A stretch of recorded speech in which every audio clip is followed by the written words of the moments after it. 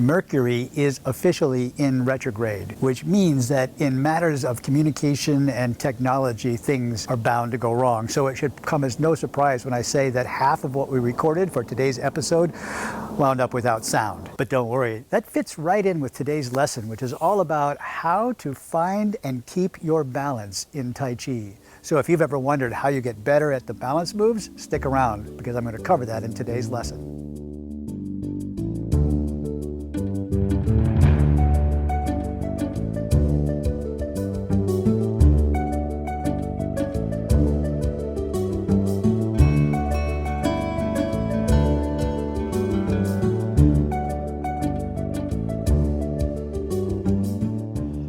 Well, good morning, everybody. It's David-Dorian Ross, and welcome to another episode of Learn Tai Chi at Home.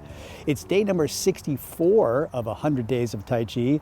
It's a video series in which I am teaching you the traditional Yang family 103 movement long form, which is this beautiful, elegant, but very old school way of practicing and perfecting your Tai Chi movements. Now, if this is your first time to this channel and you're a beginner who wants to start learning Tai Chi at home, then welcome, you're in the right spot.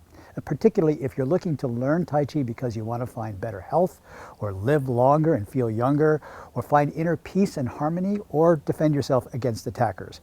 And all you've got to do to get started is simply hit that subscribe button, and then when the little bell pops up, hit that too, because then you'll never miss another lesson. In today's Learn Tai Chi at Home episode, we're covering a new movement called the Golden Rooster Stands on One Leg.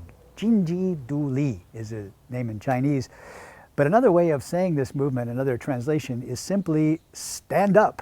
So yesterday we had get down, and today we're going in the other direction. So we're going to cover that right after the question of the day. So stick around. We're jumping into the lesson right now.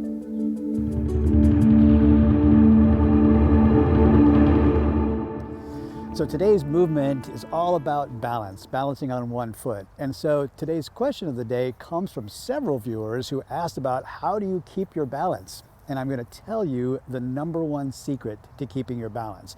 And here's the secret. It has nothing to do with the placement of your hips. It has nothing to do with the strength of your legs. It has nothing to do with your inner ear. The number one secret to keeping your balance is patience. Patience.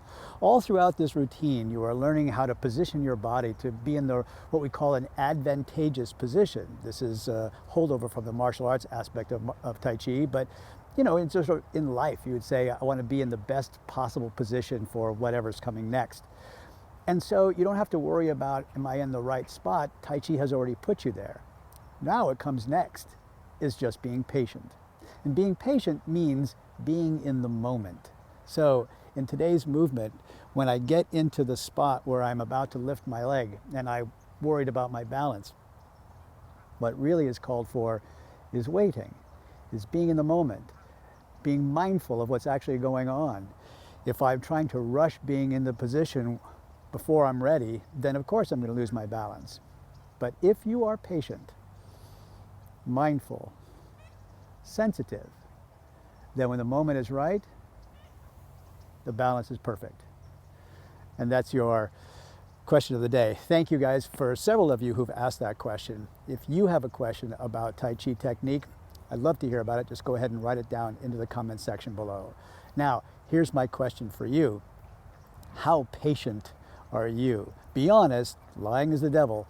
Write your answers down in the comment section below, and I'd love to share about it. And by the way, you guys have been doing such a great job about talking to each other. Remember, you don't have to just talk to me when it comes to answering these questions. Get a conversation going. Maybe you can share tips and secrets about how you stay patient with your friends.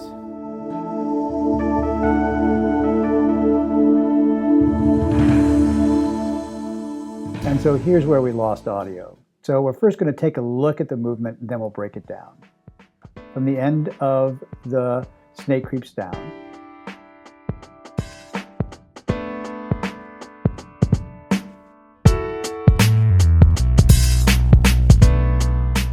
Beautiful. So you see there's two steps there in the rooster stands on one leg.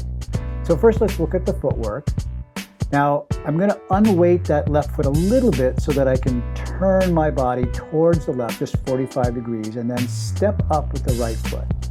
You can stop if you want to in a T-step, and then everything comes up. You stand up tall, and the right knee comes up. As you do though, there's a perfect place to do that, tailbone drop. Now, because the left foot is turned out 45 degrees, my hips are also turned out 45, but my knee is pointing straight down the lane, same direction as the snake was. So I've got my hips pointing off to the corner, my knee pointing down the line, and my nose, my head pointing down the line as well.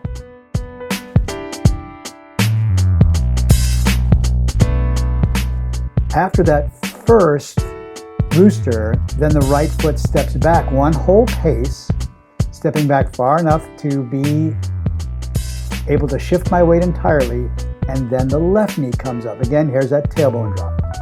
All right, now let's look at the hands. I'm in the last position of snake creeps down. I'm going to turn my body towards the left, just 45 degrees, and that left hand will come down by my hip, same position as brush knee or part horse's mane. You see this a lot, where the palm is coming down by the hip. Just pull straight down. The hook hand now is going to come forward past the thigh, past the hip. Like sometimes I say, like drawing your six gun. We'll slide along the length of the thigh and then lift up the elbow in line with the knee. The elbow dropping, knee raised, and the palm turned out so that I'm looking between the notch of my thumb and forefinger. Make sure that the elbow is pointing down towards the earth and not winged out. Right? And in the final position here, I have that nice rounded ward-off arm. Here, once again, let's take a look at it. I step up. As I put my weight on that left foot, the left hand pulls down. As I step forward with the right foot, the right hand comes through and lifts. Now I'm going to take that step back, and the right hand presses down as I shift my weight. And the left hand slides along the thigh and lifts up, same time as the knee. Look at this coming straight at you.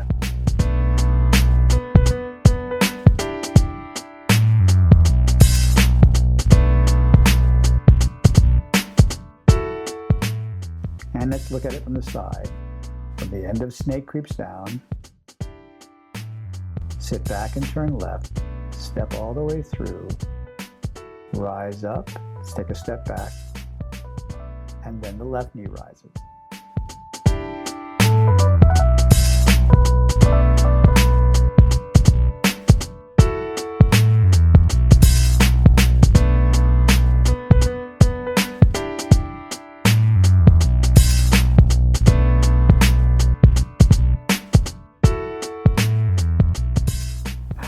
Well, there it is. We finally put it all together and finished another lesson in the 100 Days of Tai Chi series. I hope you enjoyed today's lesson, even with all the fill-ins and voiceovers and workarounds.